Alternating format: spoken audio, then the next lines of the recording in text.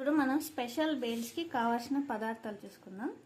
ఒక medium size సన్నగా తరుక్కున్న tomato, ఒక మీడియం సైజ్ ఉల్లిపాయ, హాఫ్ లెమన్, కొంచెం కొత్తిమీర, 4 పచ్చిమిర్చి, 4 వెల్లుల్లి రవ్వలు, 2 స్పూన్ల ఎండు కొబ్బరి.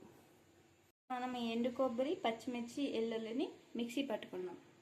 ఇప్పుడు మనం ఒక బౌల్ తీసుకొని అందులోకి మరమరాలు వేసుకున్నాం. మనం మిక్సీ పట్టుకున్న పేస్ట్, కొద్దిగా మసాలా బూందీ, కొంచెం మిక్చర్,